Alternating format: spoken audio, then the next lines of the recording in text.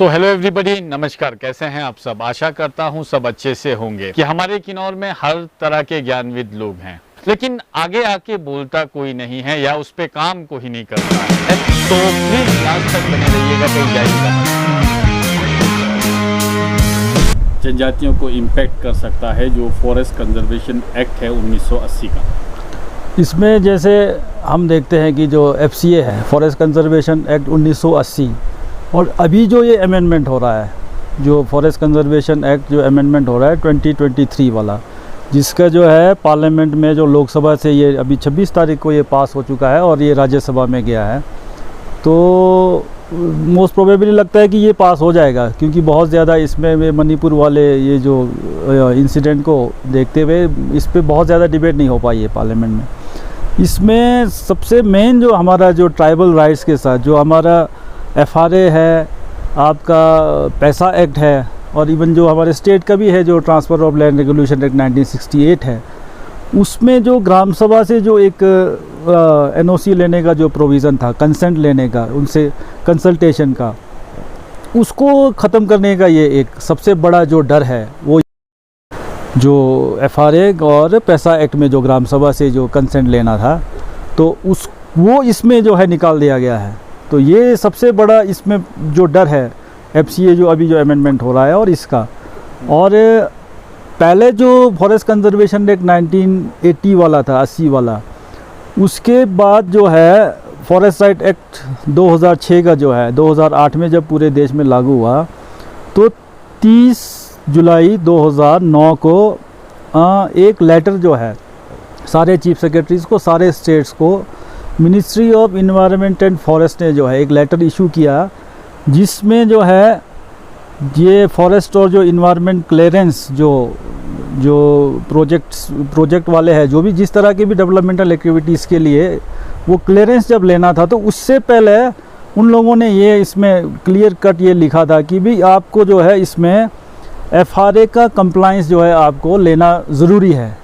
अब जब ये 2023 वाला जो फॉरेस्ट जो अमेंडमेंट जो बिल आएगा, तो उसके बाद जो है ये चीज़ भी उसमें से निकल जाएगा। तो सबसे बड़ा जो डर जो हम लोग जो यहाँ के जो ट्राइबल एरियाज़ है, या जो हम लोग बॉर्डर एरियाज़ के जितने भी लोग हैं, हमारे को ये बहुत बड़ा हमारे को एक कंसर्न है हमारा। लेकिन सरकार यहाँ पे ये कह रही है कि जो वन संरक्षण एवं संवर्धन अधिनियम है, इसमें मतलब स्ट्रेटजिक यानी कि रणनीतिक रूप से ये बहुत अहम है।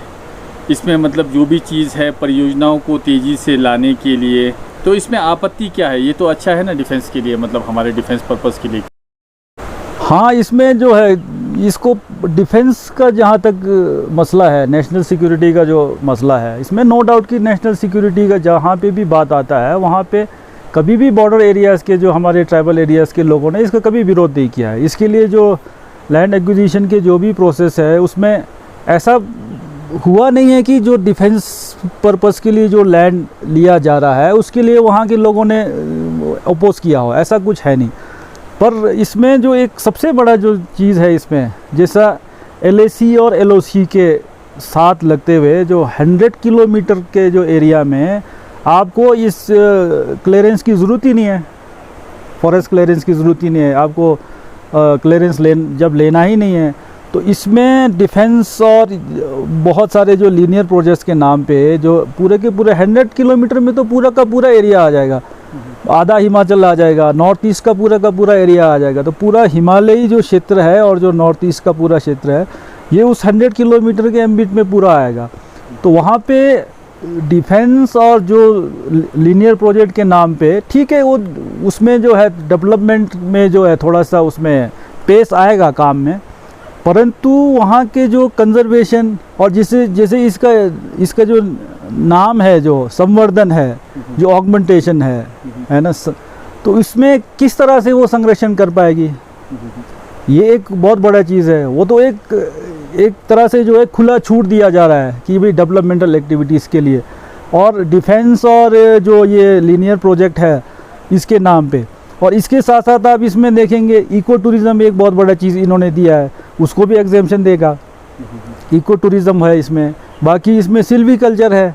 अब आप जो है पूरा का पूरा जो फॉरेस्ट में जो हमारे जो हक हकूक़ है, जो हमारे राइट्स FRA में पैसा में जो हमको दिया गया है, उसमें वो डायरेक्ट एक इंट्रूजन हो रहा है कि किस तरह से जो है आप एक फॉरेस्ट लैंड हमारे पास आज जो है वो हमारे जिसमें हमारे जो हक हकूक़ है उसमें आप जो है प्लांटेशन के नाम पे जो है लाखों पेड़ लगा देंगे, और जो कि ये ज़रूरी नहीं है कि वो पेड़ यहाँ के ही जो लोकल जो हमारे जो यहाँ के ही पेड़ लगाएंगे, वो कहीं से भी कुछ भी लगा देते हैं।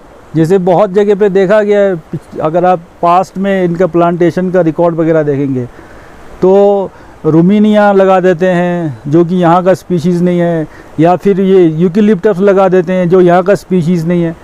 तो अब प्लांटेशन ये सब चीज़ और इन चीज़ों को देखते हुए, पर जो हमारे जो राइट्स है, जो FRA और जो आपके पैसा एक्ट में जो हमारे राइट्स है, उसके साथ ये जो है हमेशा यहाँ पे अगर ये एक्ट जो फॉरेस्ट कंजर्वेशन एक्ट जो 2023 वाला लागू हुआ तो ये आपस में टकराता रहेगा, इसमें कॉन्फ्लिक्ट बढ़ेगा।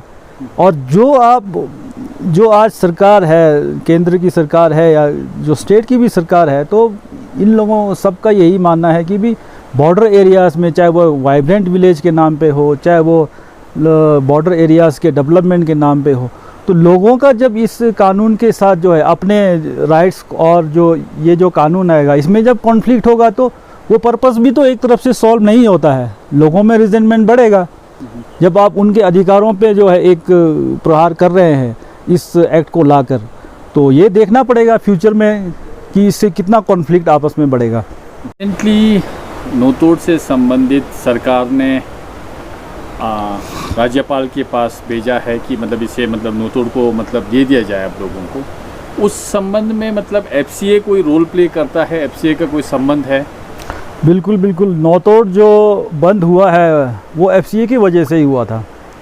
जो फॉरेस्ट कंजर्वेशन एक्ट है वो जो है उसके वजह से नोतोड रुका था, क्योंकि आपको कोई भी फॉरेस्ट लैंड डाइवर्ट करना है तो उसकी परमिशन जो है गवर्नमेंट ऑफ इंडिया से लेनी पड़ती है।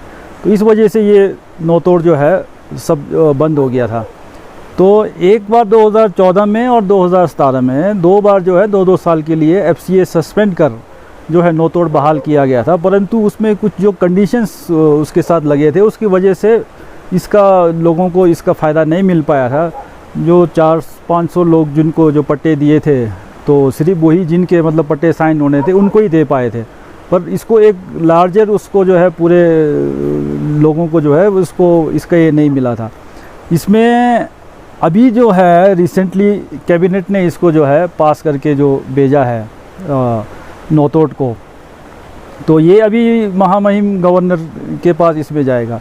इसमें जो है संविधान के 5वीं अनुसूची के 5(1) में जो है गवर्नर के पास पावर है, उसमें जो है 5th शेड्यूल के जो एरियाज़ में किसी भी कानून को सस्पेंड करने का विथ मॉडिफिकेशन उसको जो है लागू करने का अधिकार उसमें गवर्नर के पास है। तो इस पावर को यूज़ करते हुए जैसे पिछले जो 14 और 17 में भी हुआ था, तो अभी इसको भेजा है कैबिनेट ने।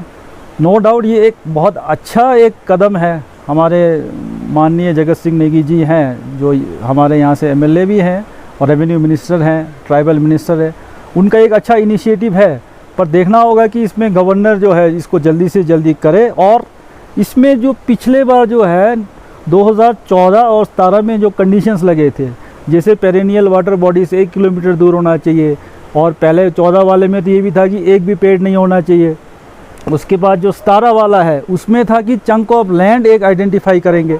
तो इस तरह के जो कंडीशंस जो लगाए थे उसकी वजह से नोतोड नहीं मिल पाया था। आई होप कि इस बार जो है ये कंडीशंस नहीं लगेंगे और सिंपल जो है जो नोतोड जो रूल है 1968 का उसी के हिसाब से जो है लोगों को नोतोड का जो है फ़ायदा मिलेगा। और कम से कम नए पुराने मिला के जो है कम से कम 10,000 के आसपास केसेस हमारे यहाँ पे पेंडिंग हैं। तो अभी मतलब जैसे किसी को नया, किसी को नोतोड, मतलब कागज़ नया नहीं, पुराने 10,000 ही चलेंगे अभी? मतलब अभी तो बहुत ज़्यादा है। जैसे 2000 आई थिंक 8-9 में हाँ हम लोगों ने RTA लिया था, तभी 6,666 केसेस तो तभी पेंडिंग थे। उसके बाद और जो है जैसे 14-17 में जब दोबारा से ये लागू हुआ था उसके बाद भी लोगों ने बहुत जगह पे नापा है, तो आई थिंक मोर देन 10,000 तो अभी यही पेंडिंग है। फिर नए जो है किस तरह से नापा जाएगा ये अभी देखना पड़ेगा, कि क्योंकि पुराने ही इतने पेंडिंग हैं, तो एक बार ये तो निकल जाए, फिर नए भी ठीक है। अगर अब देखते हैं जो अभी जो नोटिफिकेशन आता है, नोटिफिकेशन का हम लोग वेट करते हैं, फिर देखते हैं उसमें नोटिफिकेशन अगर क्लियर कट है तो नो डाउट नो तोड़ मिलना चाहिए। और में जितने भी लोग हैं, हम ट्राइबल पॉपुलेशन है, यहाँ पे लाहौल स्पीति है, चंबा का एरिया भी है, लेकिन किन्नौर से बहुत कम FCA के बारे में डिस्कशन लगभग ना के बराबर हो रहा है। क्या कारण देखते हैं इसमें आप? ये बड़ी विडंबना है। हम लोग जो है मतलब ये थोड़ा सा कहना हार्श भी होगा कि जो हमारे TAC के जितने मेंबर्स होते हैं, TAC जो है अगर आप देखेंगे तो ये ट्राइबल एडवाइजरी काउंसिल बहुत बड़ा एक फोरम है। TAC के मेंबर्स चाहे पिछले सरकारों में रहे चाहे इस सरकारों में रहे, सबसे ज़्यादा जिम्मेवारी TAC मेंबर्स की बनती है इसमें, कि वो जो है इन चीज़ों के बारे में स्टडी करे, चाहे वो FRA है, पैसा है, या फिर आपका जो FCA अमेंडमेंट है, इन चीज़ों के बारे में बहुत डिटेल में स्टडी कर जो सजेशन ऑब्जेक्शंस जो है इनको करना चाहिए। बिल्कुल हम छोटे छोटे चीज़ों पे फंसे रहते हैं। मैंने देखा है कि पिछले बार TAC के मेंबरों का जो मिनट्स वगैरह देखा है, वो ट्राइबल जो आपका ये ट्राइबल भवन है वहाँ पे हमारे लोगों को रूम नहीं मिल रहा है। ये इतने मतलब छोटे छोटे क्वेश्चंस जो है TAC में डिस्कस किए जाते हैं, जबकि ये बड़ा फोरम है। तो यहाँ पे जो है इन जो हमारे ट्राइबल कानूनों के बारे में, ट्राइबल कानूनों पे किस तरह से मतलब जो FCA है इनका किस तरह से प्रभाव पड़ रहा है, किस तरह से इम्पेक्ट करेगा, इन चीज़ों के बारे में समझना और बात करना जो है बड़ा ज़रूरी है। सामरिक दृष्टि से FCA को देखा जाए तो कहीं हद तक ऐसा लगता है कि चलिए ठीक है देश के डिफेंस के लिए, लेकिन कहीं ना कहीं ये पैसा कानून FRA उसके ऊपर भी आघात सा करता हुआ दिख रहा है।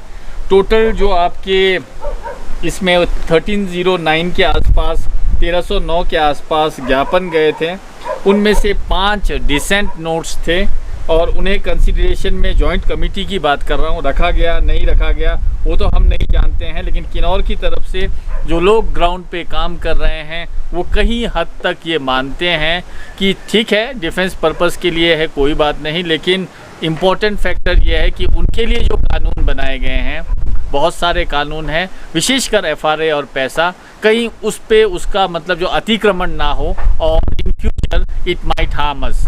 तो प्लीज़ ज़्यादा से ज़्यादा मात्रा में शेयर कीजिएगा। नमस्कार।